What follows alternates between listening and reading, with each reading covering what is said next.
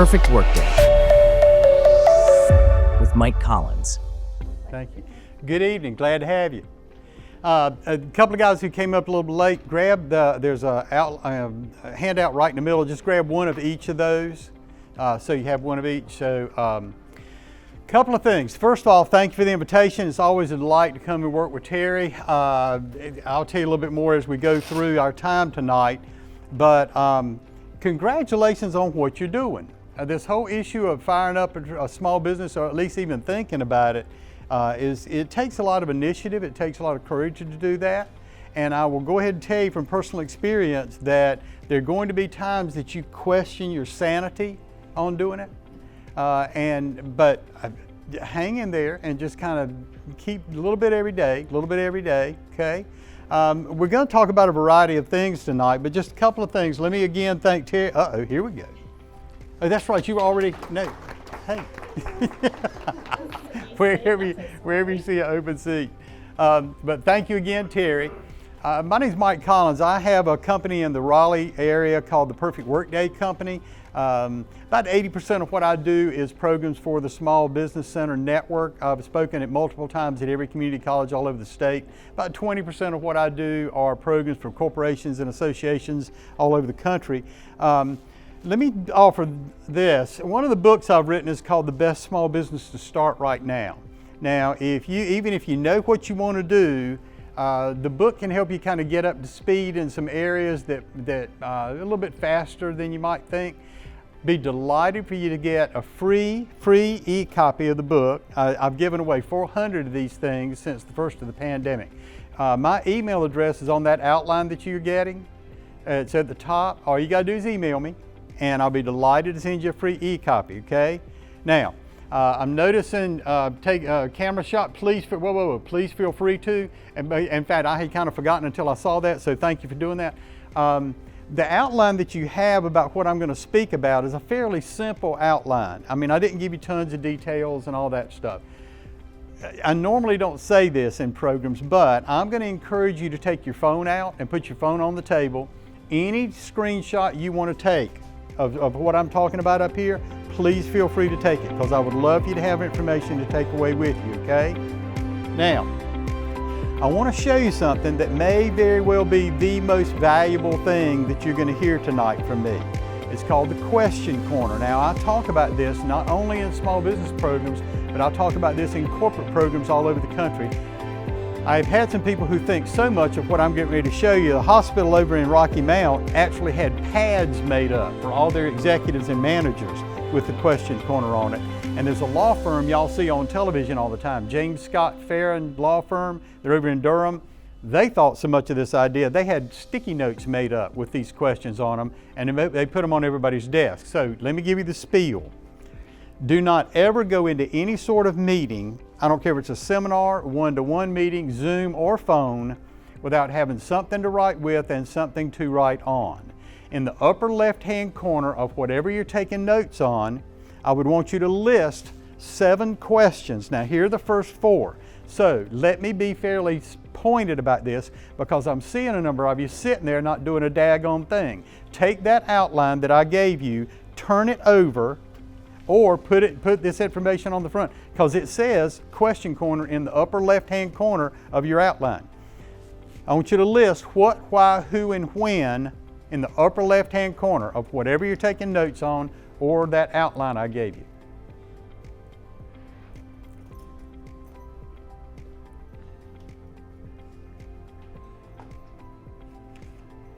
Okay, under these 4, I want you to list where, how, and how much.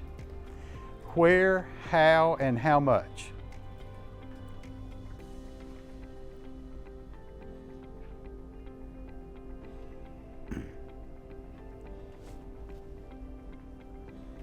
Now, one of the wonderful things about working for Terry is Terry gives me a little bit of leeway on how I do these programs. So there are going to be some times that it may seem like I'm kind of easing out of the boundaries and stuff and then coming back to the marketing stuff.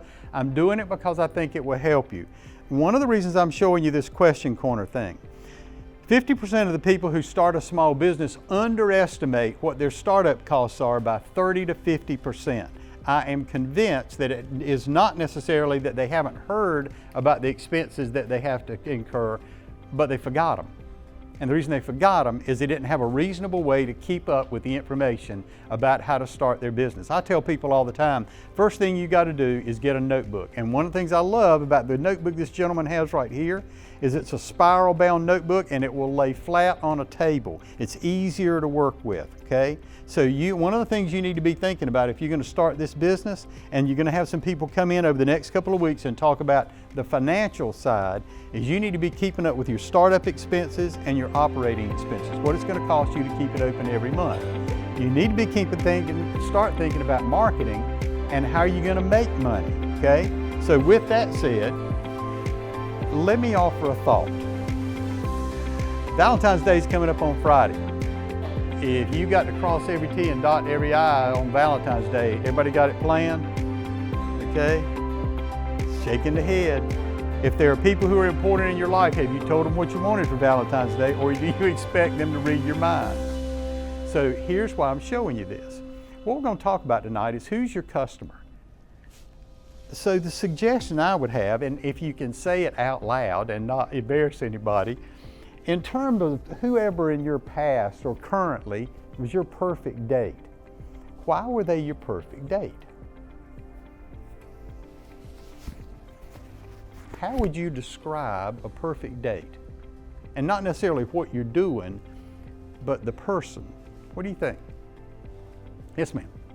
Perfect date would be for the guy to plan it and the woman to have to choose where to go. Okay, so perfect date would be the guy plans it, okay, and you as the woman, you don't have to plan it, okay. All right, okay, I like that. What else? Yes, ma'am. For me, it would be good conversation. Good conversationalist. Good conversation back and forth. Okay. Okay, I'm going to make an assumption here. Please feel free to go if I think you think I'm wrong. If the person that you strike me, Tamara, when you came in, you struck me as an intelligent woman. Okay, that tells me that whoever you're going to be making conversation with better be a reasonably intelligent guy. Okay. Okay. Okay.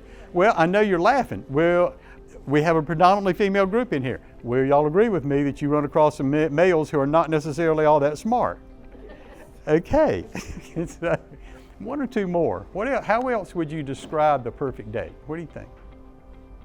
I told y'all I was going to call on people on the back row. Big Dog, what do you think? Perfect date. And as another male, please make it something that we can say in mixed company. Rolls with the punches. Say again? Rolls with the punches. Rolls with the punches. Yeah, so if you're on a date, something goes wrong, you get there, my reservation goes bad or something. Okay, they don't lose it. Let's go to the next place. It's fine. Cool beans. And okay with that. I like that. Somebody, yeah. I think so a perfect date is a person that you feel comfortable, that you want to see, and that you want to spend time with. Somebody you're comfortable with that you want to spend time with, okay? All right, y'all have got great descriptions. You need to start thinking about that as far as who your perfect customer is. And I love your phrasing about somebody you want to spend time with. I'm going to start describing perfect customers. And I need you to kind of think about it like, who's your tribe? Who would be folks who would connect with what you do? They would want what you do. They would want you to be helping them solve their problem, okay? So start thinking about that, because it's going to get really important. And in a minute, I'm also going to suggest that you start thinking about how would you specifically describe them? Would it be male or would it be female? Can you give me an age range? Does it matter if they're working or if they're retired? You know, when you think about your different businesses in here, we're going to talk about all that stuff, okay?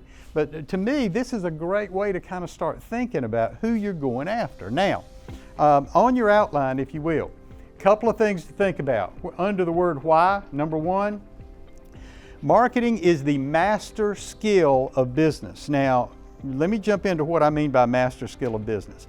You may believe that the number one thing you've got to know is how to do the business you're in. That ain't the number one thing you need to know. We all have encountered businesses that what they do it in kind of a mediocre way, or their product's not all that great, but they're making money hand over fist because they're great at the marketing. And there are a lot of things that scare people about marketing. There's a concept called call reluctance, and we're reluctant at times to tell people, here's who we are, here's what we do, and that sort of thing. I've been doing what I do for almost 40 years. I have interviewed hundreds of people. I've seen tons of academic research. I used to work at the Keenan Flagler School at Carolina, so I've tracked down professors and asked them, why is it? Why is it people are reluctant to do the marketing? It comes down to two things. Number one is a fear of hearing no, that fear of rejection, okay? But here's the other one that's pretty wild. Raise a hand on this one. How many of you were raised in homes in which you were taught or told not to brag on yourself? Raise your hands. Yeah, look at the numbers, I have found that if I ask about 10 people, 8 to 10 people out of that group will tell you they were raised in a home where they were told not to brag on themselves. And a lot of times people see marketing as bragging. Here's who we are, here's what we do, we're good at what we do, we want to.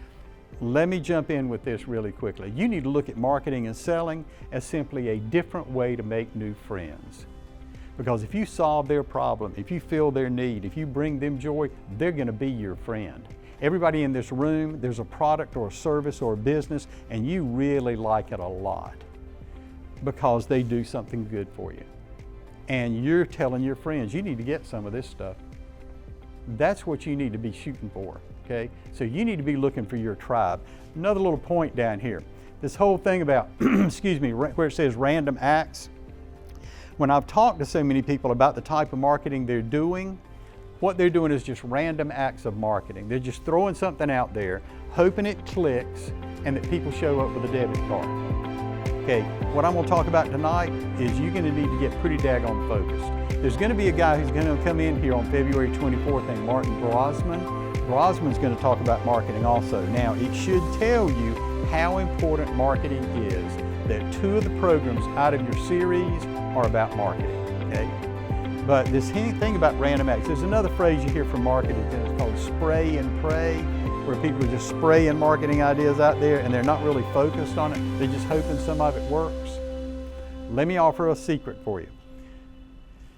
30 minutes a day of doing some focused marketing, you will be stunned at what it does for you. Get on the phone, send emails, send some texts, go see somebody. 30 minutes a day. The 30-minute secret will make you money if you do it consistently. So you have got to find a way to put that as part of your day. I spend every day that I'm not doing a program at between 10:30 and 11, I spend it doing marketing.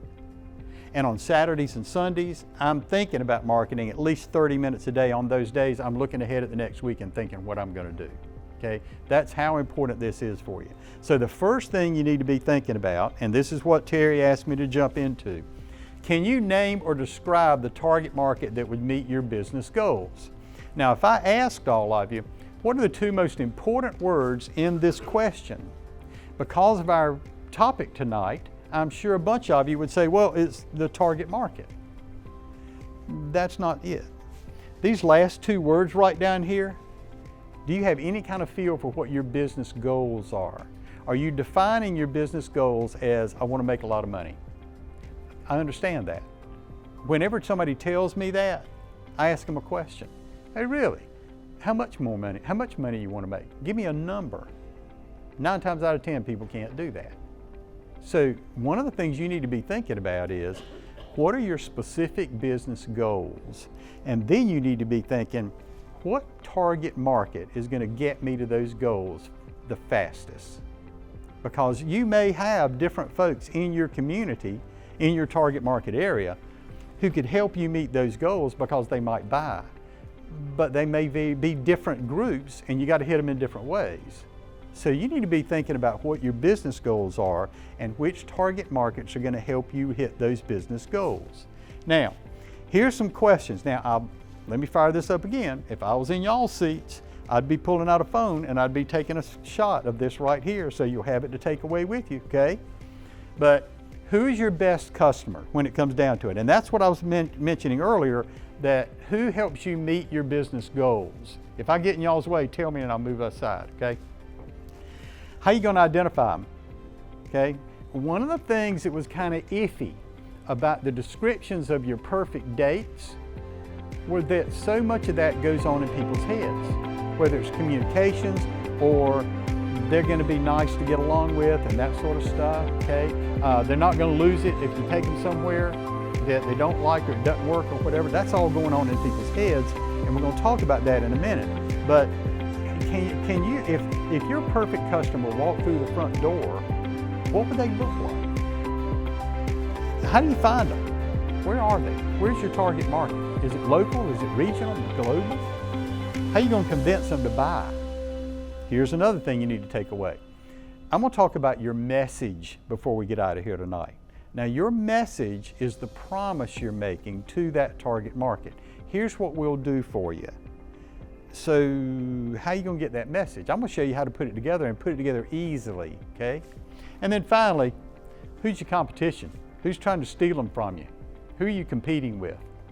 Here's something to think about. We're going to talk about this in a minute. It's called differentiation. How are you going to need to be different than your competitors? I'll show you a great way to think about this. McDonald's, Burger King, Wendy's, Hardee's, and now Five Guys, okay? They all sell hamburgers, they all sell French fries, they all sell milkshakes. But you know and I know they're all different. Even the hamburgers taste different at the different places because different restaurants cook them differently. Hardee's and McDonald's cook them on a flat grill, okay, steel grill, so they're cooking in their own grease. Well, if you go to Burger King, they cook them on a grill like you're cooking outside in your backyard. So does Five Guys, and they taste different. So how are you going to differentiate yourself from the competition? You need to be asking some of these questions I've already fired up for you at the very beginning, okay? Oh, I need somebody to help me on one thing. We'll take a break about 7 o'clock. So when it gets close to 7, somebody throw up their hand because I'm not going to keep walking over here and looking at my phone. So who is your customer? I like this graphic here, and I've used it for a while, and I use it in a variety of ways. I like it because it shows people of different ages, different genders, different nationalities. When I've asked some people, if your perfect customer walked through the front door, what would they look like? And I've literally had people look at me and they might as well be saying, a walking, talking human with a debit card. You want to be a little more specific than that, okay? I'm originally from Lumberton, down in Robeson County, so I should probably say you need to be more specific with that. All right, here's an assignment for you. Do this after the program, or after this program, and you'll have a little time tonight. I always compliment people on wearing Converse. Way to go. Way to go. Every time when I'm in the gym and I see people walking in wearing Converse, it's like old school's now new school. You need to come up with a specific description of who your customer is, okay? 5 characteristics of who your perfect customer is. If you can describe them that specifically, and again, being from Robeson County, I should be saying you need to be as specific as possible in describing these folks. But you need 5 specific descriptors. Now, I'm going to give you 4 categories to think about. And you need to start thinking about, okay, who would my target customer be? The first thing you need to be thinking about is demographics. Now, demographics are ways to describe people that you can get numbers for, okay? If you tell me your target market is primarily female, I can go to the county manager's office here in Sanford and I can tell you how many women there are in Lee County. Okay, no problem, no problem. Now, do you have any sort of age range as far as who you're going after? Do you know that? Now, I'll have people say, oh, well, everybody's our customer. No, they're not. You know, you may sell toys and 3-year-olds love the toys, but it ain't them buying the toys now, is it? Okay? So, how about ethnicity? Does that matter? Does it matter if they're married or have children? From a health standpoint, this is another one of those things that if you tell me I'm in a business in which I help counsel people who have cancer, well, I can go to the health department here in Lee County. They'll tell me how many people they believe in Lee County have some sort of cancer. Not only that, but they can project out and tell me how many people they think 5 years from now in Lee County will have some sort of cancer. So is health issue something for you?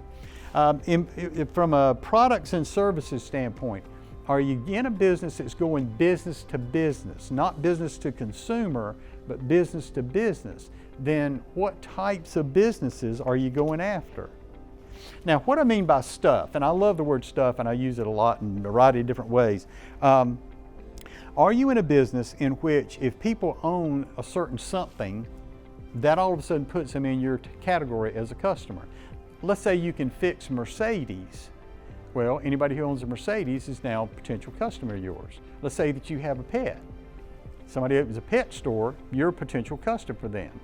So when you think about the type of businesses y'all are in, how does some of this stuff fit for who you're going after? Now, it doesn't all have to fit for who your customer is. You need to get as many of these type things as possible.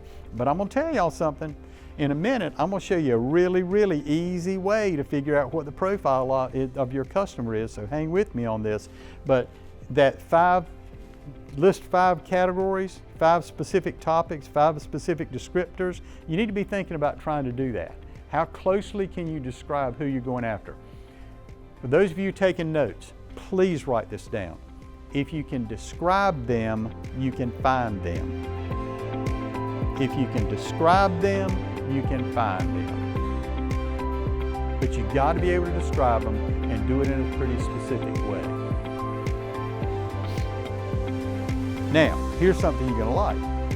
If you can kind of start describing who you're going after, we're in a wonderful time now with the internet in which you can go online and you can say, how many folks like this, of this descriptor, buy X?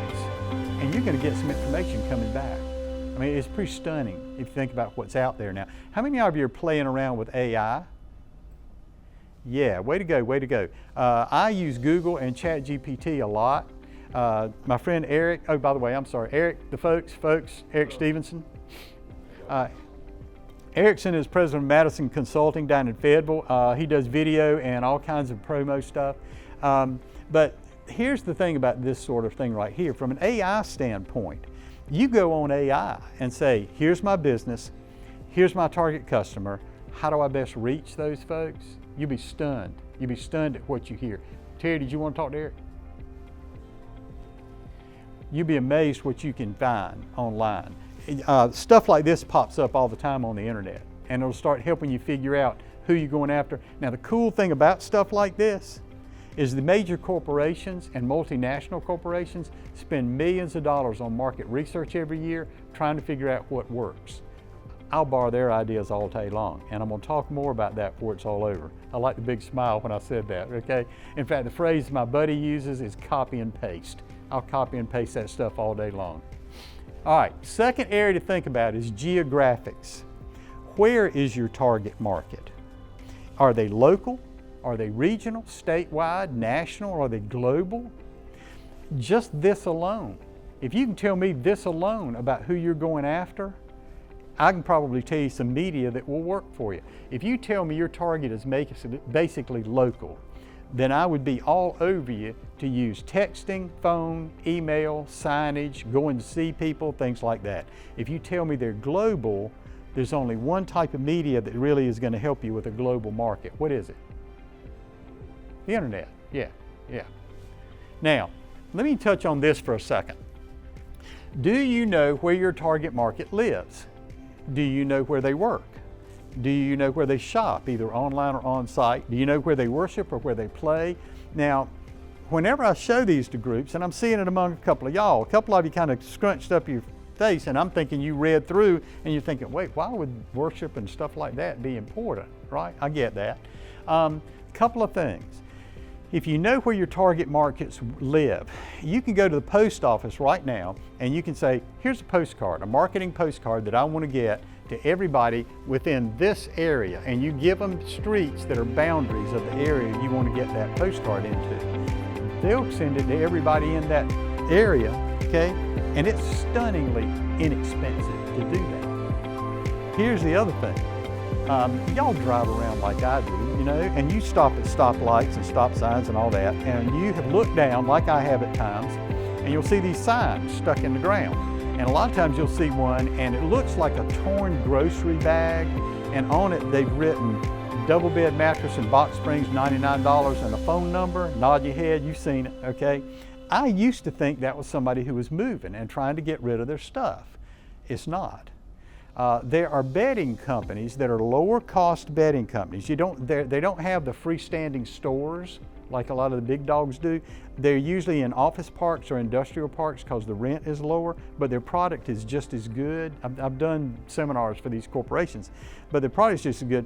They have found that when they put those signs out and they put them when people are pulling out of a big parking lot, like an office park or a big church where you have to stop to pull out on the main road, if they put them like there, their phone calls go crazy. It's a great marketing tool that they use. So again, if you know these sorts of things about who you're going after, it starts telling you some issues about how to get marketing messages to those folks, where they live, where they work, where they play, where they worship, okay? Now this is a word you may never have heard. It's called synchrographics. Synchrographics has to do with time. When do people need whatever it is you have? Do they need it every day? Do they need it once a week, once a year, once a lifetime? If you know when people need what you have, then it starts telling you a little bit about when you need to get your message to your target market. Let me give you an example. How many of you, like me, were surprised to be somewhere like a Walmart or a Belk's or a Macy's or some big retailer the day after daggone Halloween, and you see a Christmas tree and you're hearing Christmas carols or something? Okay, those people, those big retailers, they make decisions about their marketing, their Christmas marketing, holiday marketing. They make those decisions in June and July. What they found out a long time ago is if they put up Christmas trees and start playing Christmas music the day after Halloween, we're walking through those stores, we hear that music, we see that tree, we start thinking, oh, that's right, I gotta buy Aunt Martha a Christmas present this year. You know, we're already here, let's kind of start looking around. They start seeing holiday sales go up the day after Halloween because of that. So you need to start thinking about from a when standpoint, when does your target market need whatever it is you have? Get you a calendar, okay? Now I gotta be honest with you about this.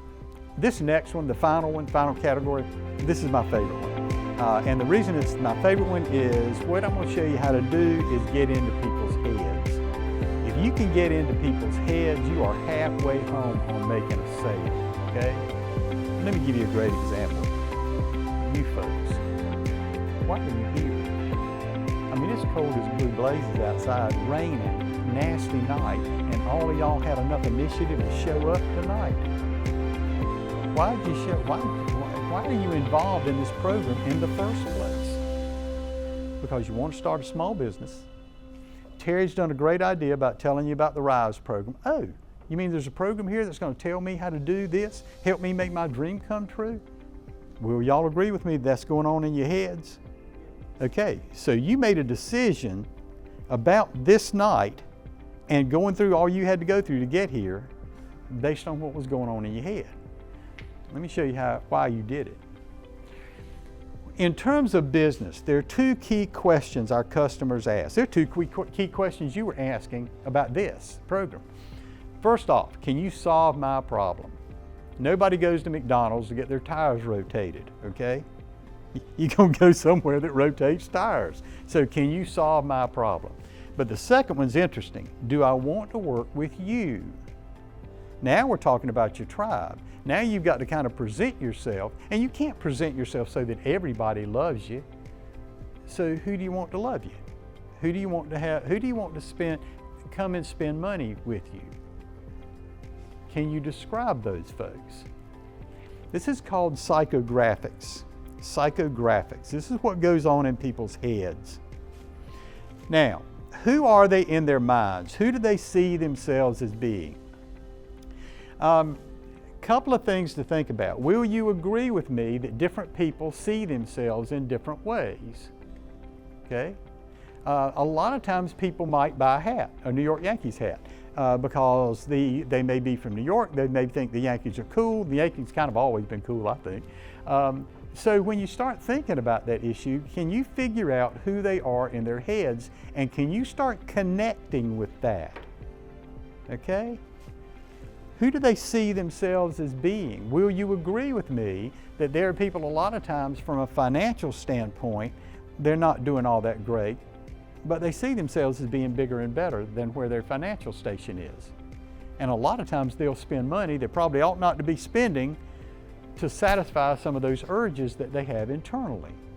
How do you figure that out? A lot of people, the way they buy, the two basic ways of looking at it is some people buy based on emotion and other people buy based on logic. Now, just giving you the general number, about 80% of our population buys based on emotion and about 20% buys on logic. Now, here's the deal. These things mix. They mix together. And I'll show you what in a second. But most people buy based on emotion and they back it up with logic. They don't want you to think that they're just an emotional person and this is pretty, so I bought it. Yeah, I looked up and it's not the most expensive one, so that's a good deal. So they want you to see them as being a little bit smarter. But here's the thing. If they tell you that logic is the basic way they make a decision, then logic for them is an emotional issue. A lot of people want you to tell them they're smart. How many ads do you see on television or online, and essentially the ads are saying, you're smart if you make this decision? You see those? Yeah. It's kind of stroking you and saying, you're smart. Make this decision. This is a decision any smart person would make. In your head, you're thinking, well, I'm a smart person. This is the kind of decision I would make. Okay? All right. Emotional buyers. Emotional buyers buy based on a lot of these factors over here on the left. What does it look like? Does it look attractive?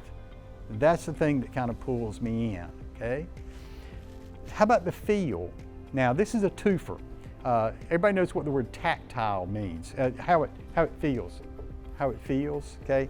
So it may be how that thing feels, but it also may be how it makes the person feel, okay? Emotional. The esteem thing, I'll say it again. Emotional buyers want people to think they're smart. They don't want you to think that the only reason you bought this is because it's pretty, okay? So anytime you can kind of pump up an emotional buyer a little bit, that's a good thing. The thing about brand, okay, Converse.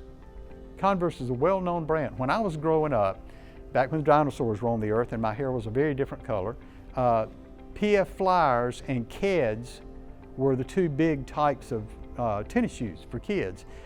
Professional basketball players wore Converse. That was a big deal. And then Converse got bigger and a lot of us could afford to buy Converse and that sort of stuff, and it was just a cool shoe. I still think it's a very cool shoe and I've got them. But the brand, a lot of times emotional buyers connect with the brand. This computer you're looking at over here that I have is an Apple. It's a MacBook Air.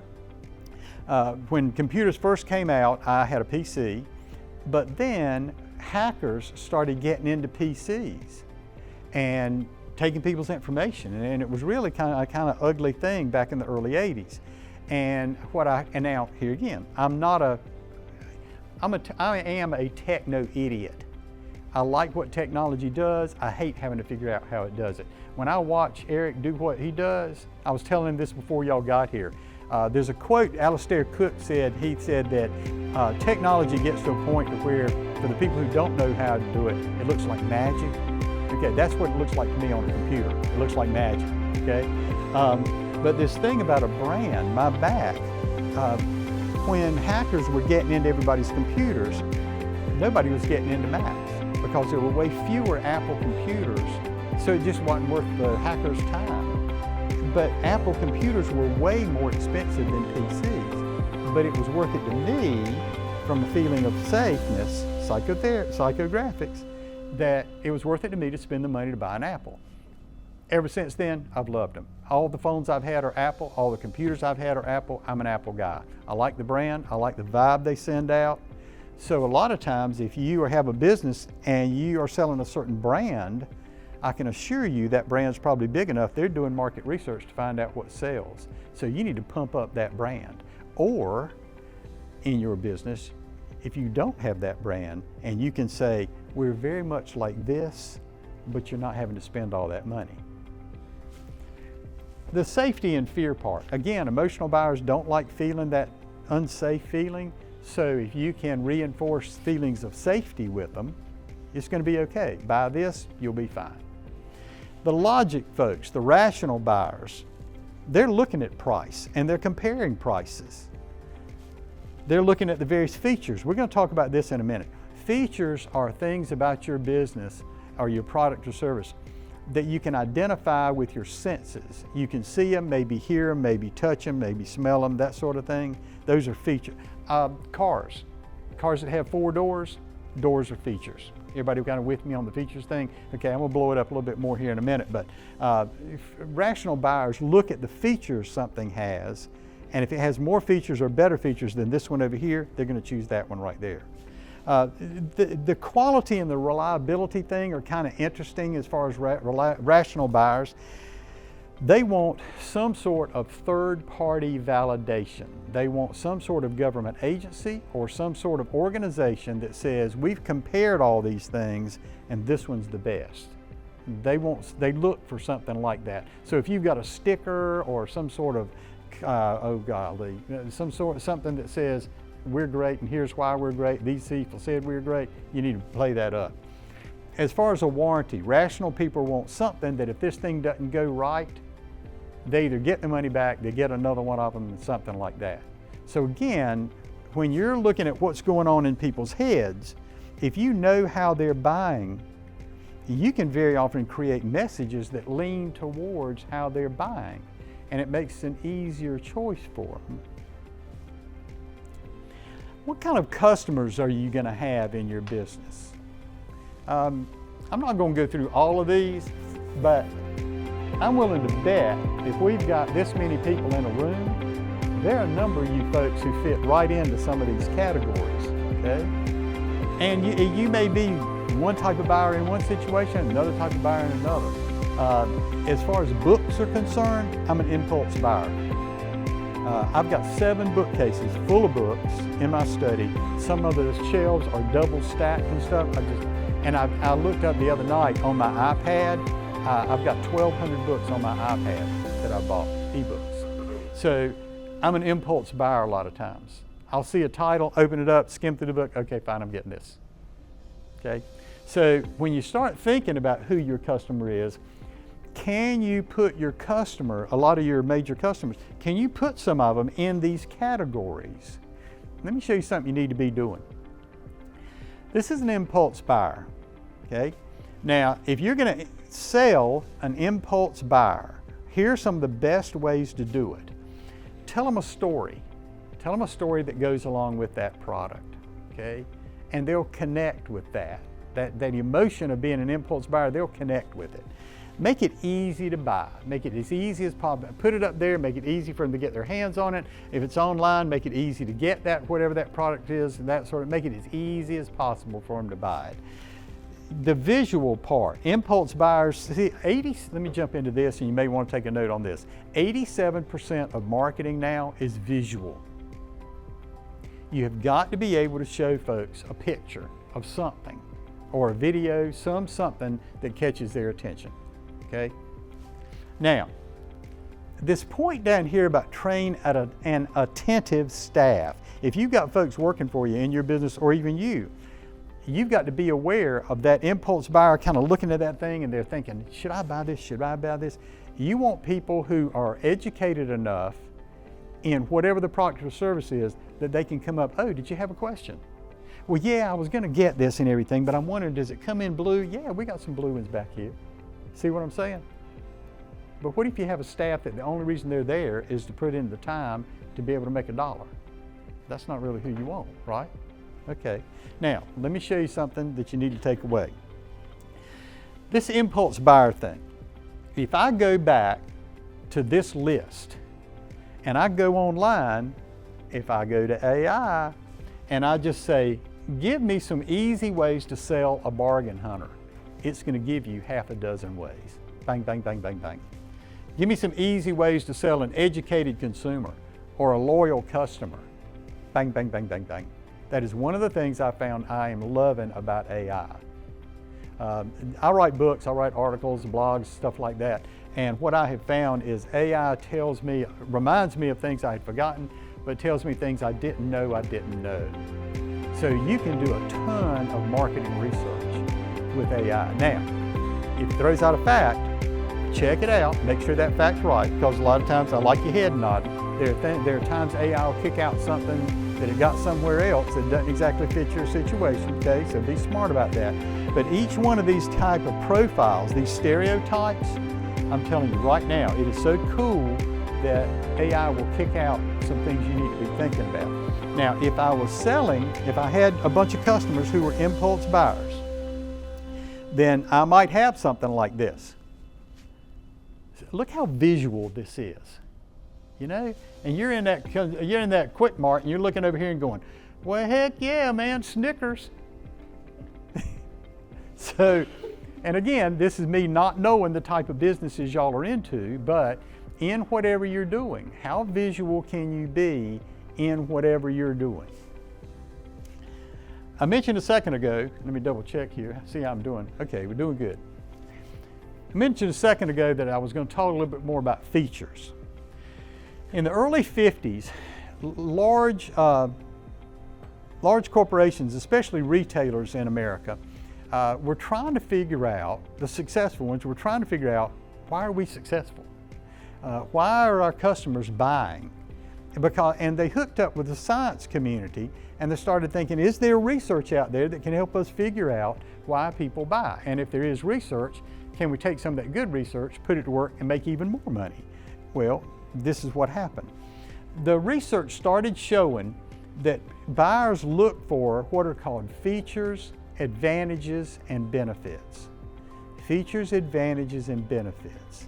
Now, in terms of the features are, like I said earlier, easily defined. They are things usually that you can see and experience with your senses. See, hear, taste, touch, smell.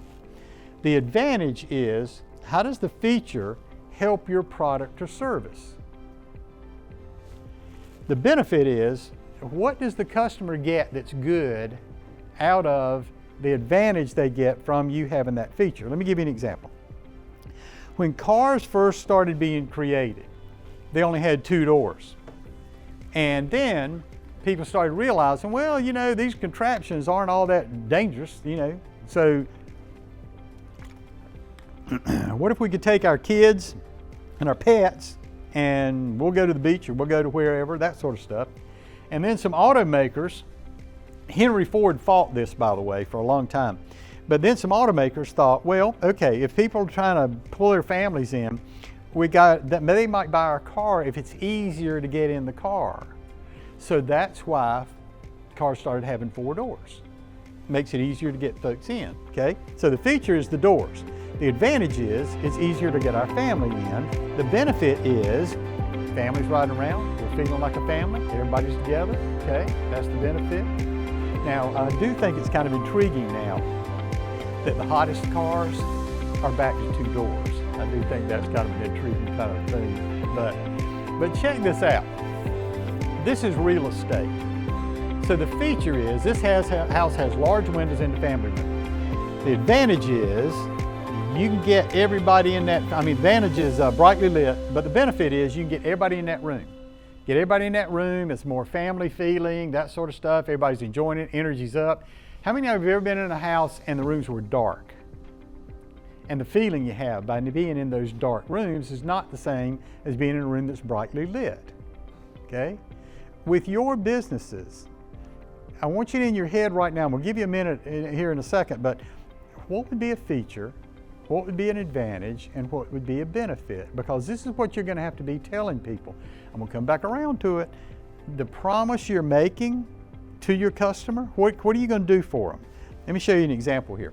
I love this first one. Reusable grocery bag. The feature is it's double stitched. Well, the advantage is it's stronger.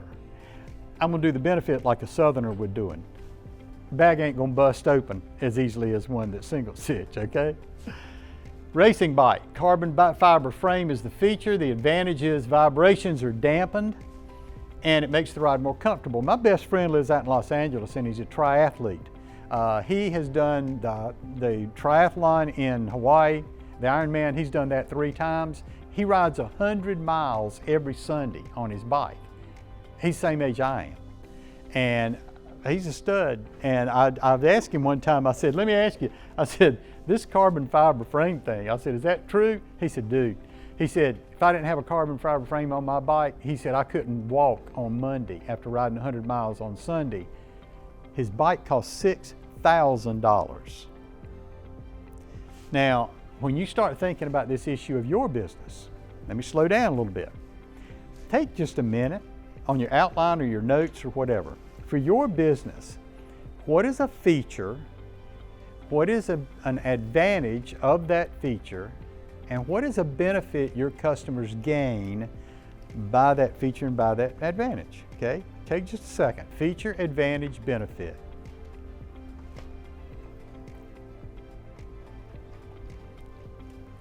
In a minute, I'm going to talk to you a little bit about how you might write the message you're going to create to go out to your target market. And the type of thing that you're putting down now is going to be really, really important as far as what you would want to tell that target market. A lot of folks are inhibited about doing something like this just because they don't know how to do it. I'm going to show you a real simple way about how to put your messages together, but you've got to have something to plug into those messages. And this features, advantages, benefits thing, this is exactly the type of thing you need to be thinking about telling your customer that you can do for them, okay? One of the things that may really help you in your business and in the marketing side is doing a survey. And let me offer this. Surveying is a verb.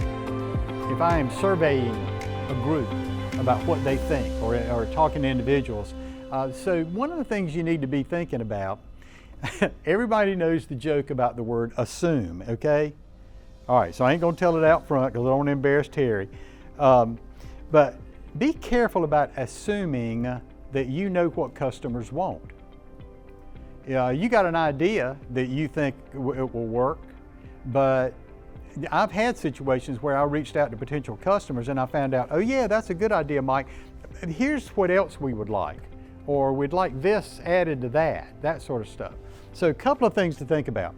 Creating some sort of survey helps you with better targeting, figuring out who that tribe is, who exactly your target customer might be, okay? Also, stronger messages. What really matters to your target market? What do they want to hear about? What do they want to know that you can offer them? I've already talked about that concept of differentiation, but you can start finding out what really is important to them versus what your competition has going. This number 4, this may kind of surprise you. This concept of greater brand affinity. The word affinity means a caring or a liking. Now, if you'll allow me, let me kind of go off track just a tad.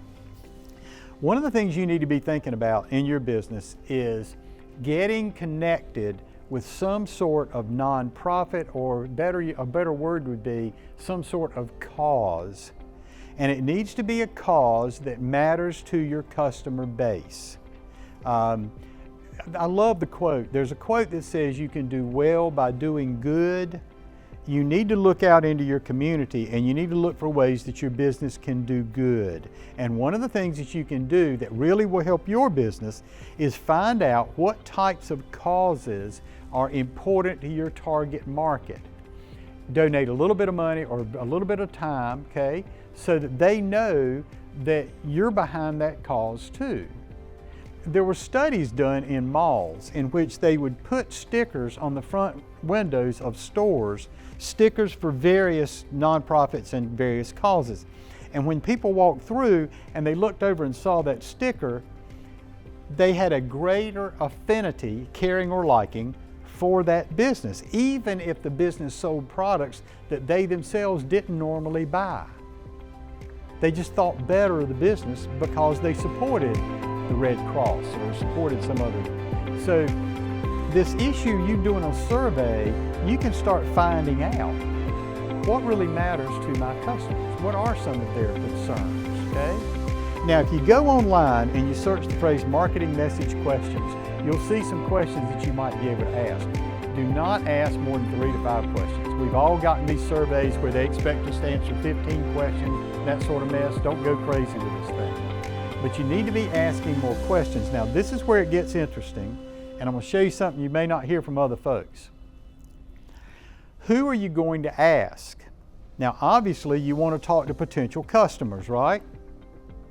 However, I would also talk to potential suppliers because they can tell you what trends are coming in your industry. They can tell you what some of the concerns are about people in the industry. One of the things I love they can do is they can tell you who the really successful people in your industry are and who the posers are. Everybody understand the concept of posers? Posers are those people in town who have a big house and a hot car and they're 3 payments behind on both of them. So you want to find out who's really successful. Now, here's what I'm going to touch on that you may not have expected. You need to talk to people who are doing whatever it is you want to do, and especially people who are doing it successfully. Now, if I've got this many people in a room, the way people normally think, when I said you need to talk to people who are doing it, at least 5 of you, maybe 6, immediately thought, well, that's crazy, because they'll steal my idea. Let me offer this to you. I can assure you that a lot more than about 20 people saw that there was going to be such a thing as a RISE program, and there were a ton of people who thought, you know, I need to do that. Well, they ain't sitting in here. They didn't have the initiative to come do it. Most people will hear your idea, and some of them will even look you in the eye and go, I could do that. No, they won't. They don't have the initiative. They don't have the get up and go to be able to do that. So don't worry about talking to somebody who's already doing it. In fact, one of the best contacts you could make about this is Terry Brown, because Terry has about 59 other colleagues in the state scattered all over North Carolina. If you go to her and you say, here's what I'm doing, here's what the business I want to do, can you help me talk to somebody in another area of North Carolina who wouldn't be a competitor of mine? She can go to her colleagues around the state. They can find somebody who will connect with you and talk to you about that. Okay? Now, here's what I promise you, you're not going to hear this from somebody else. You need to find out, if you don't already know, what the state and or national association is for whatever it is you're doing. If you don't already know or haven't explored it, you need to go online. You need to put in the type of business you want to start and the word associations, plural, and hit enter. You're going to be stunned. There's an association for absolutely everything. In fact, there's an association of associations. In North Carolina, it's called AENC. It's Association Executives of North Carolina. I'm a member. I do business with associations all the time. They're some of the nicest people you would ever want to meet. Now, I kind of tossed out something a minute ago, and I'm going to connect it right now. You can go to the professional association for what you want to do, and you can talk to them about what is the profile of a target customer for our kind of business, and they'll be able to tell you something like that. Now, they ain't going to give you the farm if you're not a member, but my experience has been that they'll give you some basic information a lot of times because they want you to eventually be a member. But they'll be glad to introduce you to people who are already successful at what you want to do. Now, let me make an even finer point on this.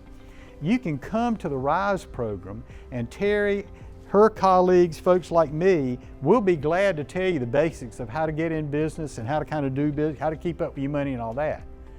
You talk to somebody with an association or somebody who's already doing what you want to do, they'll give you the specifics about doing the type of business you want to do. More so than the general stuff, you talk to people who are already doing it, it's like going to a graduate course for whatever it is you want to do. Is this making sense? Okay. Now, I'm a huge, huge fan of associations, okay? You go to an association meeting, it'll be like going to a graduate school course for the specific thing you want to do. Now, you can't beat that sort of thing, okay? So you need to be doing some sort of survey, you need to be talking to people and asking more questions. Do not worry about somebody stealing your idea and running with it. Most people don't have the initiative to do that. Yes, sir. Close. You're the bomb, bud. Thank you so much. Thank you so much. All right. I've hammered on this thing about state national associations. Take some time after the program, not necessarily tonight, but tomorrow, whenever, chase this down and find out what you can find out about your professional association. When you come back, we're going to talk about what you need to think about your competitors, how you need to figure out what are their strengths, what are their weaknesses, what are the opportunities you're going to see, and what are the threats you're going to see. And again, Terry's so kind in let me be a little bit looser with this. One of the things I'm going to talk about in this second segment is I'm going to talk about your marketing plan. Now, you're going to hear that kind of same stuff from Martin Brosman in a couple of weeks. It is always good to hear the same topic spoken about by different people, because you'll hear different spins on the same thing. Different people learn in different ways. Now, why am I blathering on about this? In terms of marketing, different marketing approaches connect with different people. So please write this down. You need to be doing 5 to 7 things as far as your marketing is concerned. That is why I gave you that list of 100 low-cost marketing tips on the table. You need to be doing 5 to 7 things as far as marketing. You need to do a blend of them, okay? And of the 5 to 7 things you do, 2 to 3 things you're doing will bring you 70 to 80% of your sales. One of the things you're doing will not work hardly at all. You need to figure out what that is as quickly as possible, stop doing it, and plug something else in to try. And I'm going to talk about that in the second section. You need to start thinking about who you're up against. Who's your competition? Now, I'm going to do a couple of things here. I'm going to show you some things to think about your competition and that sort of thing. But I'll also say this, and you'll see it here in a little while. I was talking to a friend a while back, and I said, you need to be looking at your competition, because he's in a business in which he competes with some national and multinational businesses, and he's a small business. And I said, you need to borrow ideas from him. Well, he's a smart guy, but the whole borrowing ideas, for some reason, it just seemed a little iffy to him. And then finally, his eyes popped open. He said, oh, you mean copy and paste? Copy what they're doing and paste it into my business, that kind of thing. I said, okay, yeah. I mean, you can't steal a phrase like quality is job one. Ford's got that trademark, but you can look at how they're doing what they're doing, because they've spent millions of dollars on market research to see what works. And you can borrow their ideas, you can copy and paste them into your business. If you go, and let me make sure that this is right. If you look at my email address, and you look at the second part, my company name, my web address is perfectworkday.com. About a year and a half ago, I knew I needed a new website, and I went to my web designer and I said, here are the names of 5 of the most successful professional speakers in America. I want you to go to their websites, hear things they have on their websites. I want you to pull those sorts of ideas out, and I want you to plug them into my new website that you're making for me. She did that, and I think it's wonderful. I've gotten great compliments on it, that sort of thing. Perfectworkday.com, go check it out. If you see something on that website that you think you could use on a website you might have at it. Have at it. Copy and paste, okay? Now, let's jump into this thing about who your competitors are. I love these visuals thing anyway. But who are they when it really comes down to it? One of the first things you need to do is what is called a SWOT profile. Now, I see some heads nodding, so a couple of you have heard of this acronym. First off, what are your competition's strengths? What are you up against? What are the stuff they do that's good? I'm going to talk about that here in just a second in detail. But what are their strengths? What are their weaknesses? Where do you see some areas where you might be able to kind of slide in, okay? Steal some customers or compete effectively with them, even if they're large. A lot of small businesses have found that if they simply offer very good customer service, positive customer service, they can beat a lot of national businesses, because the national business doesn't have that same kind of service. So what are their weaknesses? What are the opportunities you're seeing because of that strength and weaknesses survey you're doing? And what are the threats you're seeing? As a big boy, they certainly can spend more money on advertising than you can, okay? Now, let me slow down on this for just a second, and I'm going to talk about something that may surprise you. Starting and running your business, and I heard this from a couple of you since we were talking before the program started and here at our break. So much of what you're doing in your business is personal.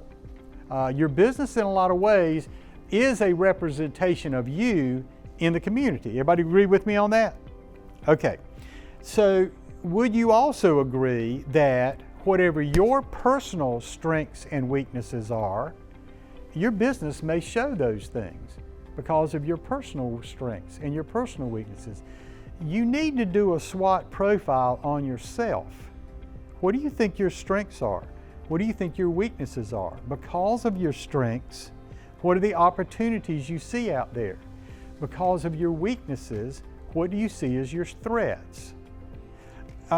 It took me about 20 years to realize that two of my major weaknesses are these.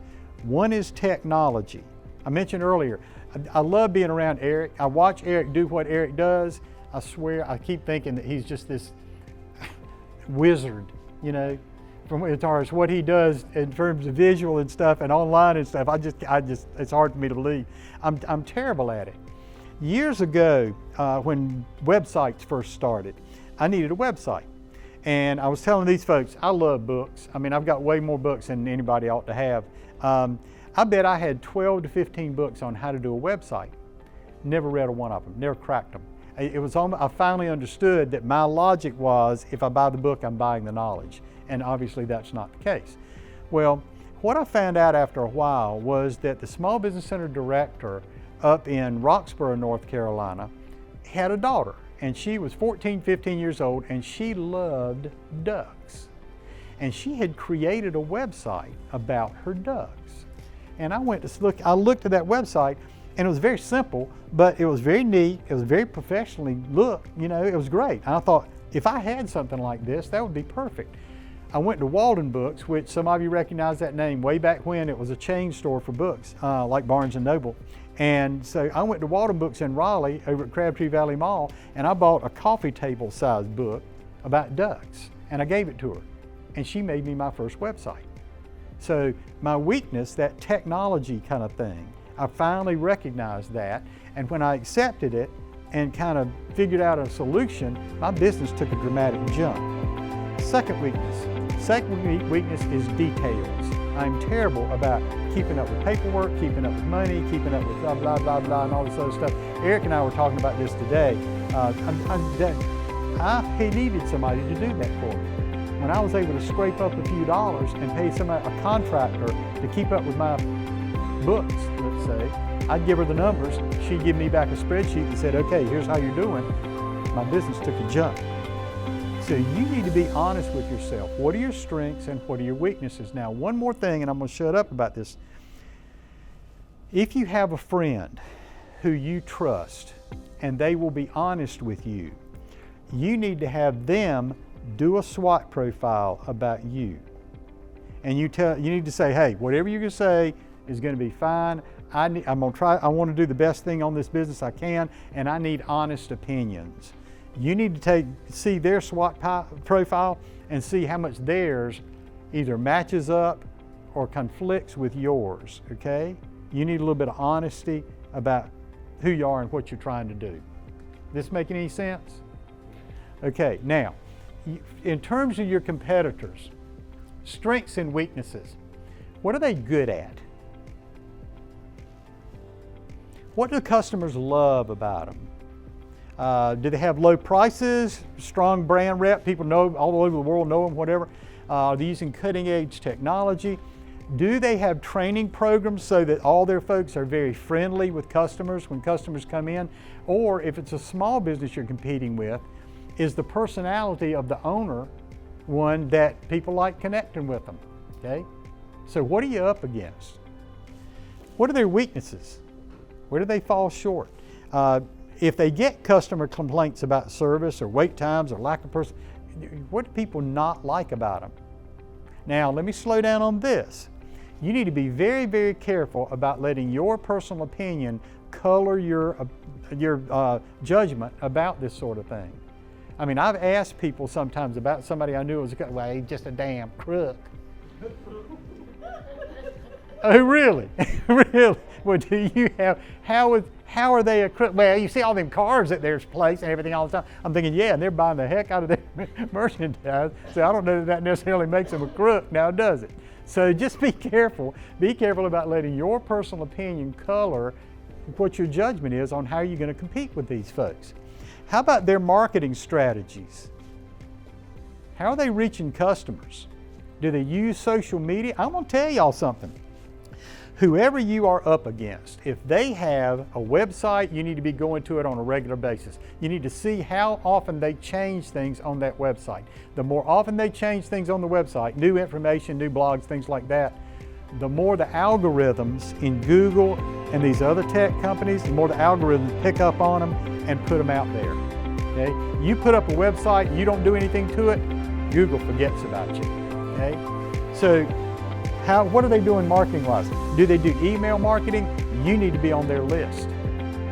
You need to be on their list, or if they know who you are, get somebody you know to get on their list. So you need to see what they're sending out. Let me tell you something. Here's one of the reasons the Japanese kicked our tails for about 20 years in the automobile market. Okay, what would happen and it started in the 1950s. In the 50s and 60s and early 70s especially, if there was a car created in America by any of the major car companies, the Japanese would buy one, ship it to Japan, they'd take it apart bolt by bolt, and they would see what we were doing that was right and what they thought they could improve. And then, around the early part of the 80s, the Japanese started creating cars, quality of which nobody had ever seen before. And that's when Toyota and some other brands took off. So you need to be looking at what your competition's doing. If you can buy what they have, buy it and look at it. Go in, shop their place. Hey, how you doing? Good to see you. Just wanted to stop by. Okay?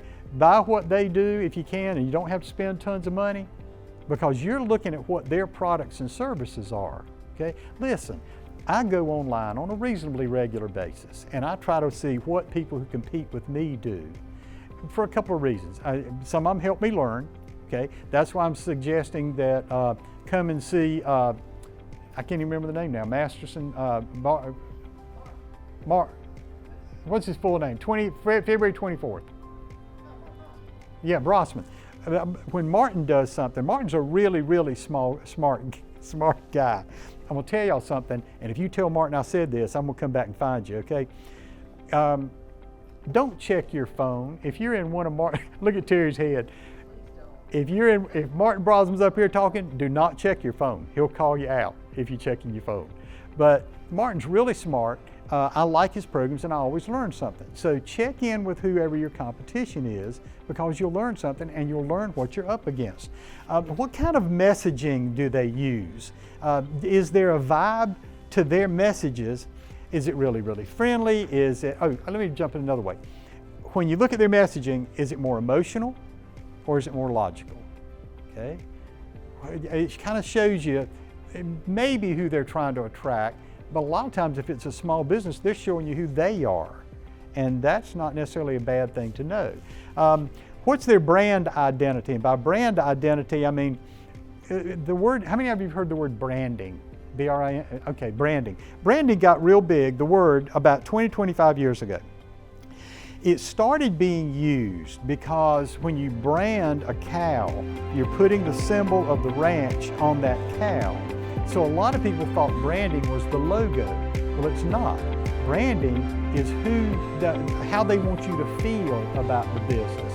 Let me ask you this. I hope you don't feel bad about this. The messages you get from Terry and from the community colleges and that sort of stuff, how does it make you feel?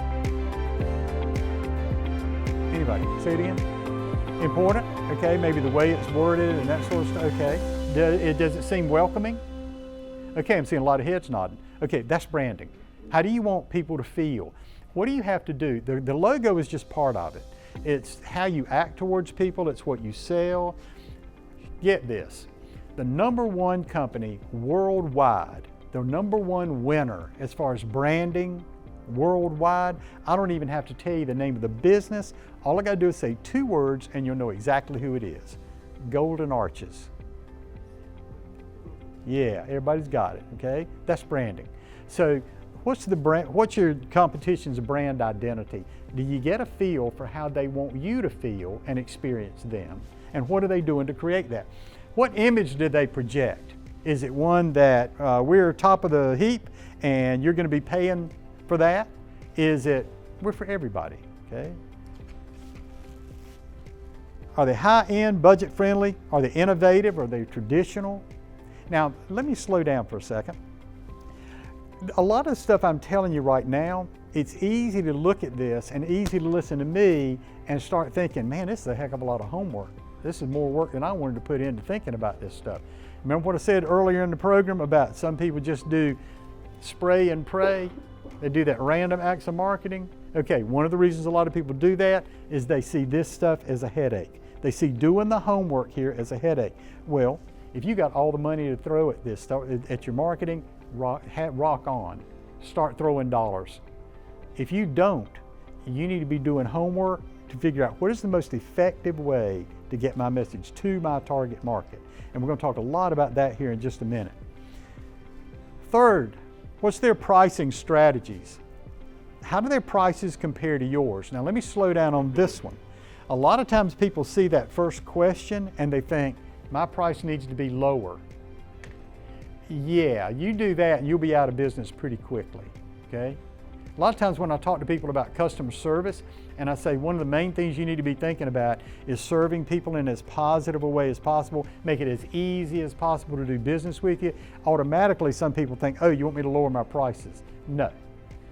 Some of the best businesses in the world charge the most in their industry, and it's because they treat people like kings and queens and not necessarily giving people stuff or whatever. It's you come in, I'm going to treat you like a human being, you know, tell me what we can do for you, how we can help you and that sort of stuff, and you're going to pay prime dollar to be treated like a king or a queen. Are they competing on price, or are they focused on value or premium offerings, that sort of thing?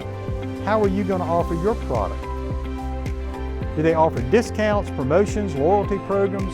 How do they connect? What kind of pricing strategy are you going to have? How would be a good way to figure out what the pricing strategies are for people in your business? Because I've already talked about the answer that I need. What would be a good way to find that out? Say again? Go visit their business? Yeah. What else? I'm sorry? Yeah. Yeah, ask folks, association, talk to an association. Okay, is this pricing strategy, is this kind of how everybody's doing it? Or are they kind of on their own? Number 4, customer service. What's their reputation about customer service? Do they have a good rep, bad rep? I'm gonna tell you right now, you want to gain some customers right quick, have a business in your area that does what you do, or you start your business, you're doing what they do, they don't treat people very well, and you're treating people very well, you'll have people running from their place to you to be treated pretty well. Do they have a lot of positive reviews? Go online, check them out. We live in a social media world, it's not hard to find out. If people complain about them, what are the complaints about? How do they interact with customers online and in person? Do they interact at all? Now, let me step back. If you're going to start a small business, you only have so much time. So you can't spend all day online connecting with folks. But I'll tell you what's pretty daggone wild. Technology's gotten to the point that you can set up a program that doesn't cost you an arm and a leg, that if somebody zaps you and has a question, you can have AI answer that question. And it's not going to cost you a ton of money to have something like that. One more. How does your competition look at the future from a standpoint of innovation? Are they adopting new trends, new technologies? Are they dealing with AI at all? I'm finding this pretty interesting. And here again, let me slam folks who have hair the color of mine. A lot of us who are baby boomers, we're at a point in life now at which the whole technology thing has just, I'm done, okay? And a lot of people who own small businesses, who are baby boomers are deciding to get out of business now and retire because they're tired of the technology mess. I've talked to half a dozen people in the last 6 months. That's one of the main reasons they're getting out. They're just done. So if you can step up and use some of these tools, it puts you ahead of the game. Are they constantly evolving, doing something new all the time? Now, I like that, but you can do too much of it. Are they stuck in their ways, been doing the same thing forever? How do they respond to changes in the market, and how do they respond to changes in what customers want? I'm finding something kind of interesting now in a lot of businesses, and I've suggested this to folks on various occasions. People who want to start a small business, and they're kind of iffy about how do I do it, it costs too much, and trying to start from square one. I've started suggesting to people that if you can find a business in your community where they're doing what you want to do, what you want your business to do, and it is a business that's owned by baby boomers, and if they have children, the children don't necessarily want to take over the business.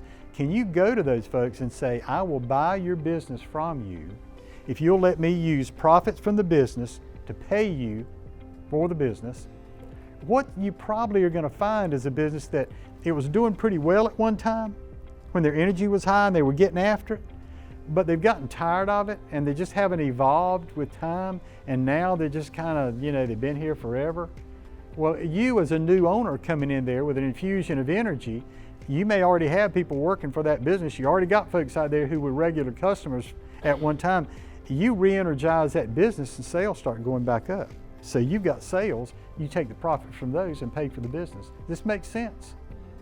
The headache of starting a small business from square one versus you got a business that's ongoing, that has profits coming in, not what they could be, but you figure out a imaginative way to buy that business, may be a much easier way to start the type of business or get into the type of business you're thinking about. So take a minute. Now, most of you kind of know what you want to do. Here's what I want you to do. I want you to write down who you think 2 of your major competitors are. Now, hear me out before you start. Who are 2 of your major competitors? And some of the things that we've talked about, where do you think they stand? What do you think their customer service is like? What are their products like? Do you like doing business with them? What do you think their strengths are, their weaknesses, okay? Now, let me jump in with one thing before you get started. Back around the early 80s, I guess it was, movie theaters started seeing their sales drop. And they couldn't figure out why fewer people were coming to the movies. Because, hey, we're the only movie theater in town. So why are we losing sales? Where were their sales going? The money that people normally would have spent on going to the movies, what were they using that money for? So, now, Netflix wasn't invented, but hang on to that thought. Say again. Blockbuster? Kinda. Keep going even more primitive. Say again. VHS? Keep going. In the early 80s, there weren't any of these Game Boys at homes or Netflix and all this other stuff. People were spending their money on video games. Hear me out now. Long before, and a couple of you will know this right quick, long before video games could be played at home on a control, there were video arcades. And what the movie people started realizing is normally the money people would take a date into the movie, they weren't doing that. They were taking their date and going to the video arcade and spending the money there. So one of the things I want you to think about relative to this competition thing is there something else out there people could be spending that money on instead of with you? Something that's kind of like you, but not really you. So take a couple of minutes. Who's your competition? Main thing I want you to write down. Who's your competition? What are their strengths? What are their weaknesses? One of the things I've run into over the years, both in starting my own businesses and in doing programs like this, is a lot of times we have ideas of kind of what we want to do as far as our business, and if we're lucky, we've got a little bit of money, we can kind of start moving towards making it happen. But what I run into, and I have run into this personally, is a lot of times it's difficult to focus on some of the things that are really important to be able to come up with a plan of how am I going to deal with this. Let me kind of digress here for just a minute if you'll let me. The question corner that I showed you, when I do programs about creating a business plan, one of the first things I talk about is a concept that I call the 3-page business plan. And it is 2 pages with those 7 questions on it: what, why, who, where, when, how, and how much, and then a personal financial statement. If you do that, you can take that into any bank on this planet, put it on a banker's desk, and they'll recognize it as a valid business plan. They'll ask you to buff up some of the areas and give more details, but they'll still recognize it as a business plan. I get emails back from folks all the time that tell me that the first 2 pages, answering those 7 questions, that they'll take a weekend and answer those 7 questions. Now, here's the spin on it. You've got to be able to answer each question, other than the how much question. You got to be able to answer each of them in no more than 2 to 3 sentences. If you can't tell people what you do in 2 to 3 sentences, you don't know what you do well enough. If you can't tell me the specific problems you are trying to solve for folks, needs you're trying to fill, or the joy you're trying to bring to people, and do it in 2 to 3 sentences, you don't know what you do well enough, okay? Who's your target market? Can you describe them? Where are they? Geographically, where are they? Can you tell me that? In terms of how you're going to do this business, can you tell me the process you're going to use in this? Is it a retail store?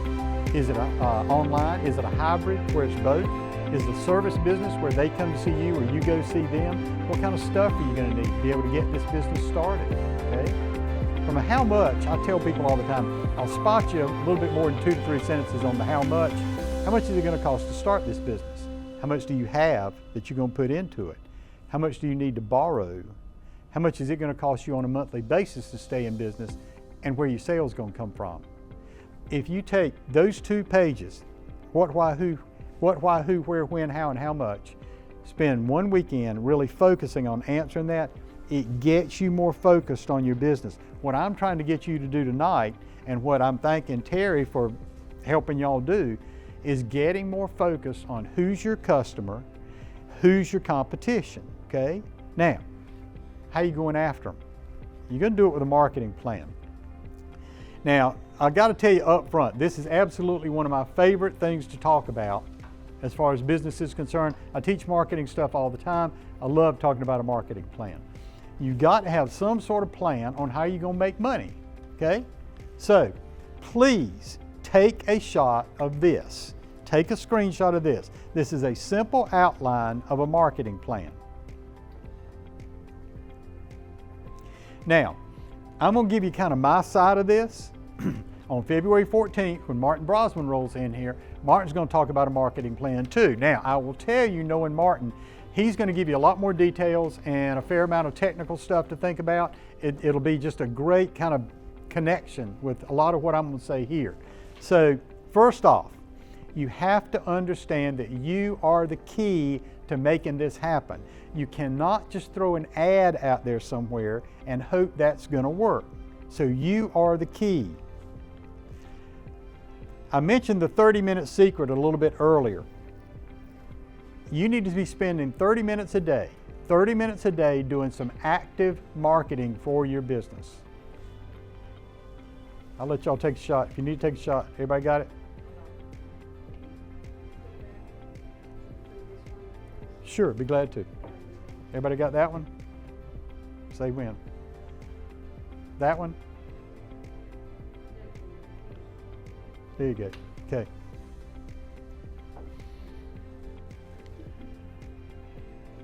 Got it? Okay. All right.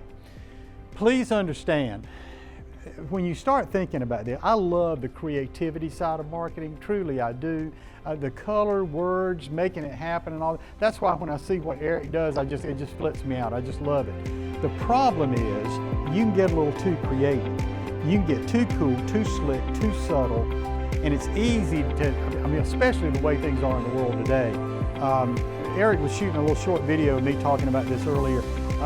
We live in a world today where things are getting kind of crazy, aren't they? And the news are following this stuff, and all we hear is craziness, and it messes with our heads. And I'm not gonna go political on you, but what's going on right now for both sides, it's messing with everybody's heads. So it's difficult to focus. Now, you try to get too creative, and sooner or later your message just goes whoosh, just right by people. I mean, if you're too cool, too slick, too subtle, people just don't get it. You need to hit them right here, okay? You need to make it so there's no way that they can misunderstand. Stop right here. Chloe, the look on your face is just wonderful. Look how big her eyes are. I love that. That was a great look, Chloe, way to go. So you need to be careful about being too creative. So let me show you what big boys do. This is what the big businesses do. Big businesses send us messages, okay? They are trying to create a perception in our minds that they can do for us what we want done. And then they want us to respond. They want us to do something. They want us to call them on the phone, check them out online, pick their product off a shelf in the store, go see them, email them, okay? They want us to do something. Now, I made you a promise earlier, and I want to come through with the promise right now. I told you I was going to show you how to create your message in an easy way. Here's what you do. You take these three things right here, and you flip them. You flip them. You want to ask yourself, what do you want the customer to do? What action do you want them to take? Do you want them to email you, come see you, phone you, check your website, pick your product off a shelf? What do you want them to do? Then you need to ask, what do you want the customer to think? What do they have to have? What perception do they have to have in their minds so they'll do what you want them to do? That is your message. That's the promise you're making, okay? Then you create your message. And we talked a good bit about that tonight already in terms of what do you want them to think? What do you want to say that you're going to do for them, okay? Number 4, choose your media. What is the media that will take your message to your target market? Now, I look at media a little more broadly than a lot of folks. A lot of folks, as you'll see in a minute, look at media as radio, television, newspaper, internet. I think it's word of mouth. I think it's signage. I think it's what you've got on a t-shirt. Listen, let me tell you something, and this is crucial. In fact, if I was in y'all's seats, I'd be writing this down. Anything that takes information to your target customer, good or bad, is marketing. Now let me say it again, because I want you to think this through. Anything that takes information to your target customer, good or bad, information that's good or bad, is marketing. You are either selling them on doing business with you, or you're selling them on not doing business with you. So let me see some hands on this one. How many of you have ever had an experience with a product or a company that was so good you could not wait to get on your cell phone and call a friend and say, you're going to love this. You need to try this, you need to come see them, whatever. Raise your hands. Raise your hands seriously if you've ever had that experience. Okay, now, raise your hand if you've ever had an experience with a product or service or company that was so bad you could not wait to reach out to your friends and say, bag this, you don't ever need any of this. Yeah. Faster than telling somebody that is a good business or product. Yeah. Oh my God, This is awful. You don't need any of this. All right. Okay, so what you were doing is you were marketing for that company. You were selling people on not doing business with them. That's why this marketing stuff is so crucial, and you doing it in a positive way. So if you're going to flip what the big boys do, what do you want customers to do? You've got to have that in your mind. You've got to know what you want them to do. What do you want them to think? What do they have to think so they'll do what you want them to do? What's the message you need to send them so they'll think that? And then choose the media that carries that message to your target market. Now here's where we as small businesses differ from the monsters. You want to tell your customer what to do. If you want them to phone you, put your phone number in that marketing message. If you want them to email you, email address. If you want them to come see you, address and a little map. Okay? Big corporations are so big, they can just flood the airways with messages, and our assumption, oh, okay, I can go online, or I know where they are, I can go right by and see them. Everybody with me on this? Okay, this is the one difference. You've got to make it simple for folks to do what you want them to do. This is the way to create that message. And how are you going to take the message to your target market? Now, it could be major media, and that gets pretty daggone expensive in a variety of reasons, but you got to figure out what media your target market pays attention to. Let me give you a great example. If your target market is mostly female and over 45 years of age, you got to be on Facebook. You don't have a choice, okay? If it's a much younger target market, it may be TikTok. It may be Instagram. If you've got a business-to-business type thing going, it's probably on LinkedIn. You got to connect with that, okay? So now, again, that list of 100 low-cost marketing ideas that I gave you, check that out. There are all kinds of things you can do. Remember I said you need to be doing 5 to 7 things. A blend of marketing, a variety of different things, okay? Let me ask you this. I'm going to get ready to show you something to save you some money. What is this? And I get it that it's a bunch of animals, but where are the animals? Say again? Hold on, cause we have a winner. Have you ever listened in to any of my webinars? God almighty. Okay, it's a water hole, okay? See, told you. You need to be thinking like this. You need to think, what is the water hole for my target market? Where do they herd up? Now, I got to tell you this. There's a woman in Pinehurst a couple of years ago wrote me down on the evaluations because I used the word herd and human beings in the same sentence. But you need to start thinking about where do a lot of your target market customers, where do they connect or herd?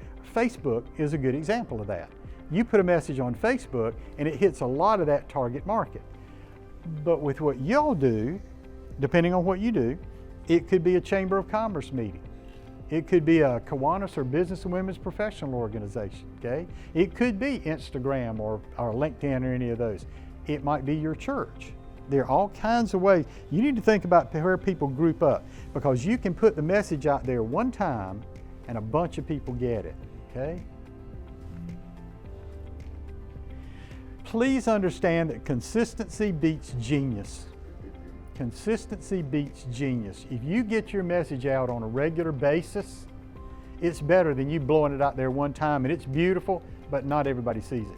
That's why I'm pushing you on the 5 to 7 things. Different people connect with messages in different ways and they connect with different messages. So you need to put the message out in a variety of different ways and they don't have to cost you a ton of money, okay? Everybody in here has got a phone. So you can send emails, you can send text, and you can pick up the phone, call somebody, okay? You got a computer, so you can send emails. A lot of the stuff online, social media is free. Crazy not to use some of that stuff. As far as what this is going to cost you, let me offer a couple of ways to think about this. If you're a large corporation, you are determining your marketing budget as a % of annual sales. Now, most of us are too small to look at it in that way. So what does your budget allow? Let me tell you something I run into all the time. I'll be talking to people and I'll say, hey, when you started your business, what was your marketing budget? And they'll get all sheepish looking. Well, we had put aside some money for marketing and then we found out we had this expense over here, so we had to spend that money we were going to spend on marketing on that expense. You know why they didn't remember that expense over there? Because when they were putting the business idea together, they didn't have a notebook and weren't writing down what the startup expenses were, and they forgot about that they were going to, oh yeah, we're going to have to pay this over here. So you need to put aside a little bit of money every month for marketing. And well, I'm saying every month. There are 3 times you need to think about this. Pre-launch, before your business ever gets started, what are you going to do to let people know that you're coming? When you launch, how are you going to let people know, I'm here? And then once you get going, what's your steady marketing expenditures going to be, okay? Now, let me talk about this. You can spend $25 to $50 a month on marketing. You will be stunned at what you can do. Now, people who do what I do here and do these programs, we're not supposed to endorse any specific companies or anything like that. Okay, I'm not endorsing anybody. I'm just doing what my stepson Joseph used to do when he was 9 years old. But I'm just saying, there are companies out there that you can go to buy business cards from, and I'm all for buying local, but you can buy business cards. You can buy 250 business cards for $50, and they're great, okay? You can buy postcards for, you can buy 100 postcards for $50 with no sweat, okay? I pay $35 a month for the email marketing company that I use. Terry and all her colleagues use Constant Contact as their email marketing company. If you look down at the bottom of the emails you get, you'll see Constant Contact down there. I use a company called iContact, and the reason I use them is they're a North Carolina-based company. It costs me $35 a month. I can have 2,500 names on my list to send emails to. Every month I can send 10 emails to each person on that list. Now, y'all are smart people, do the math. I could send 25,000 emails in a month for $35. It's called iContact. It's a lower I and capital C contact. And like I say, the main reason I use them, Constant Contact is pretty much price-wise the same kind of thing. I use iContact because it's North Carolina based. But let me go back. It doesn't have to cost you a ton of money to do some good marketing, but you've got to put something aside every month to be able to do something. Shoot. Just curious, like, I mean, who's creating the content of the emails that are being sent out? You create them, and they have a system you can create. Now, there's a little bit of technology to it, but you can pull images in, you put your message in and everything. You've got a list of folks, and you can have different lists to go to different target markets and stuff, and then boom, they're gone. In fact, they've got it set up technologically where you can create the email today, and it'll go out a week from now, and it'll go out regularly for when, I mean, you're smart, you can probably figure it out. I'm an idiot, I wouldn't even try it. Eric could do it sleeping. So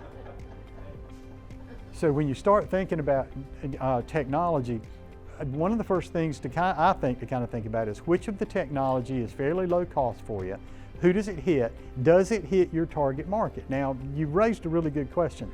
I've had people tell me, well, we need a website, but you know, websites are so expensive, we're going to do a Facebook page. Well, that's fine if your target market pays attention to Facebook, but if they don't, it's worthless, okay? So it doesn't cost you an arm and a leg to get out there and do some stuff. I've even seen t-shirts. T-shirts aren't, you can get individually printed t-shirts now. It doesn't cost you a ton of money, but that can be a type of marketing approach for you. Signs can be all kinds of things.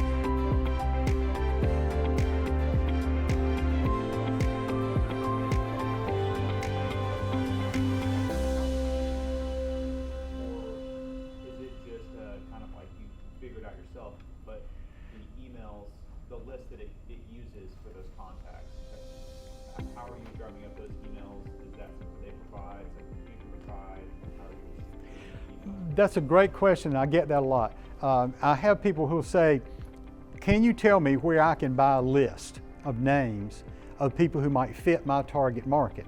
There are companies out there, and you can go online and check them out. There are companies out there, and if you want to just put email vendor and search that, and what they'll tell you is, here are the characteristics of this list. Or you give them the characteristics you want, and they'll say, okay, here's a list of folks who fit those characteristics.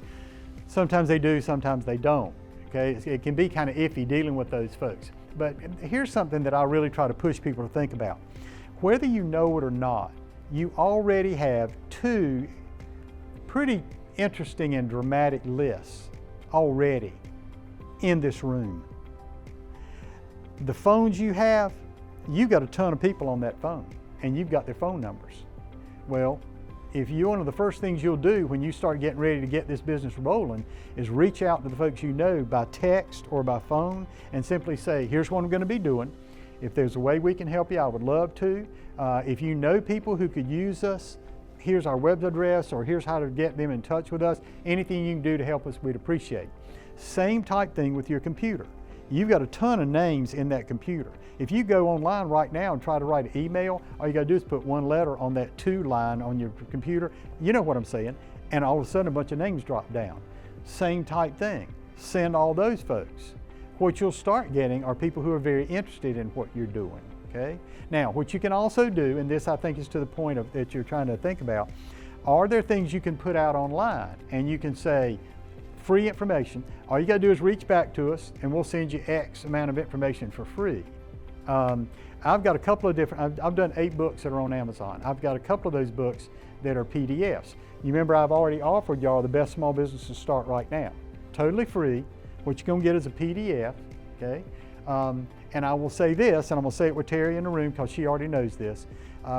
When I do programs for the Small Business Center Network, webinars or seminars, if you reach back to me and ask for that book, I'm gonna send you the e-copy of that book.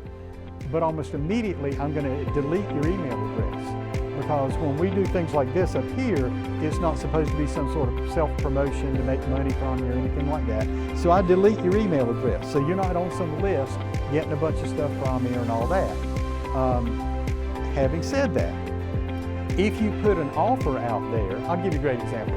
When you're talking about yoga, if she would reach out to folks and on, let's say, Facebook and say, yoga can really help you lower your stress level, and it can be a way to improve your flexibility and that sort of thing, zap me and let me send you a short piece about 5 ways that yoga can help improve your life. You're going to have a certain number of people who will respond to that.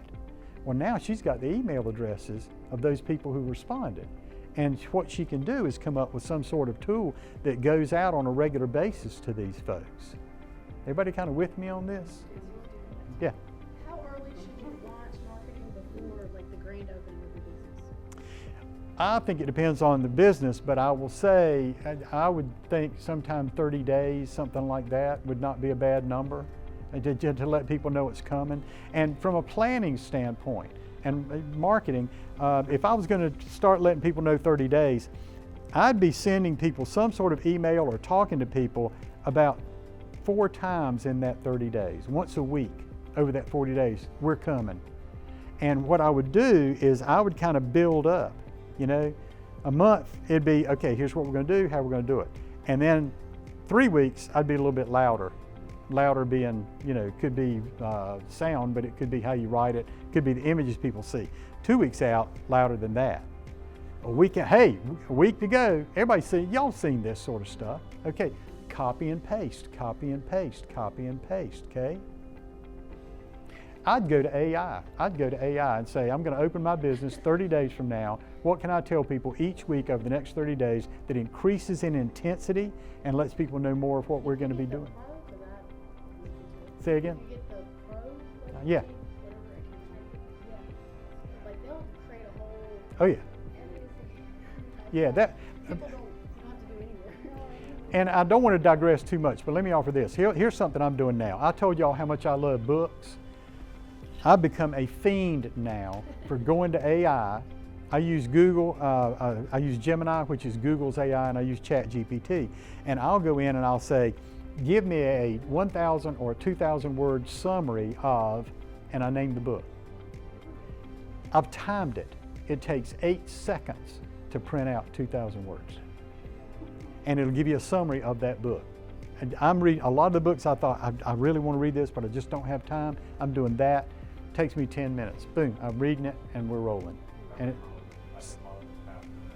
see, is it? That's wild. Isn't it wild? God, as I say. Anyway, I hope we all don't end up in chains for AI. You know, AI. Yeah, AI is going to look like those competitors pictures that I showed you. From an accountability standpoint, how do you know your marketing is working? Now, with this number of people in the room, I've got like 5 of you who are looking at me like, Mike, you're an idiot. We're making sales. We know our marketing is working. Well, Einstein, my question would be this: how do you know what's working? You need to be asking folks, how'd you find out about us? And you need to keep track of that. Remember what I said, if you'll do 5 to 7 things, 2 to 3 of them will bring you 70 to 80% of your sales. There'll be one thing that hardly works at all. You need to find out what that one thing is as soon as possible so you can pivot and try something new. So find a way to ask people, and it doesn't have to be verbally. It can be send people a note, it can be any way. How'd you find out about us? Thank you for your business. How'd you find out? You need some sort of calendar to look. I mentioned this a little bit earlier. When do you need to be getting your marketing out? From a macro standpoint, it's like I was talking about at Christmas, starting Christmas marketing the day after Halloween, okay? from a micro standpoint, do not ever send people emails, sales emails that they're going to get on Monday, because everybody's thinking about the weekend and they're thinking about all the stuff they've got to do that week.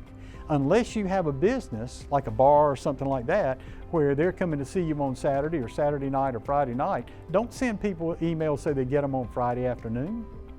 Most research showed that the 2 best times to send people business emails are so they get them on Tuesday morning and Thursday morning around 10 o'clock in the morning, something like that. But that's one of those questions you could ask somebody who's successful at what you want to do, okay? So my question to you would be, what's your plan? When it really comes down to it, what are your goals specifically?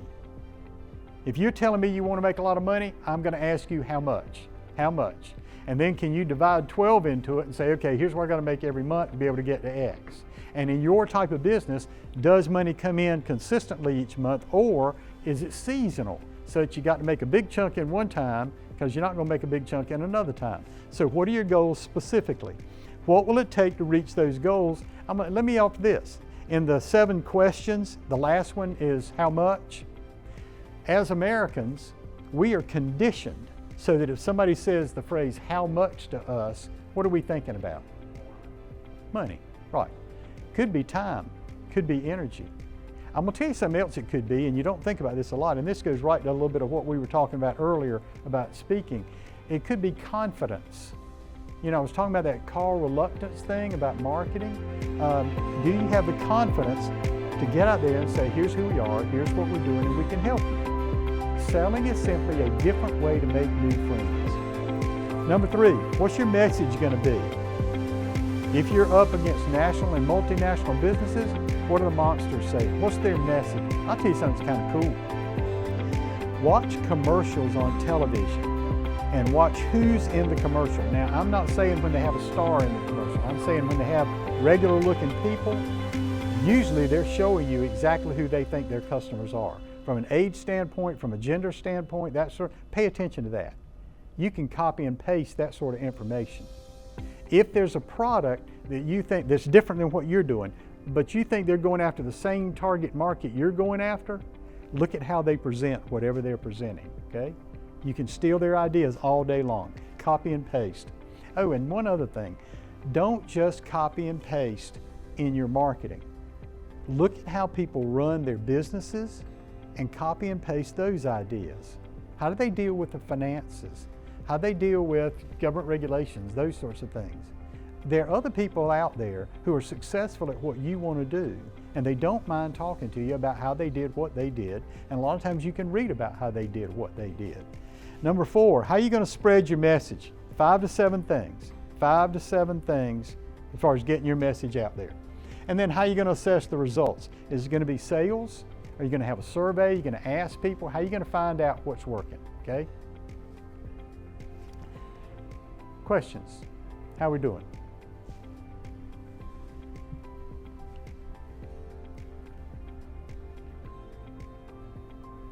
Doing okay? All right. You've got my email address at the top of your outline. Email me. I'll be delighted to send you a free e-copy of the Best Small Business to Start Right Now. Now, before I end up, let me fire this up too. I'm going to ask you the oddest question I've asked you all night long. Are any of you family caregivers? You are caring for a family member, anything like that, or you can see it coming? Okay. One of the books I've written is called Caregiving Can Make Life Crazy, and another one is called Caregiving 101. So 101 ideas to keep you from going crazy as far as caregiving. A number of years ago, I did a video called Care for the Caregiver, won a national award from Today's Caregiver magazine. If you email me, and in the email just simply say caregiver, I'll be delighted to send you an e-copy of Caregiver 101, okay? If you have a question later on, you've got my email address, please feel free to zap me. I'd be glad to answer, okay? The Perfect Workday with Mike Collins.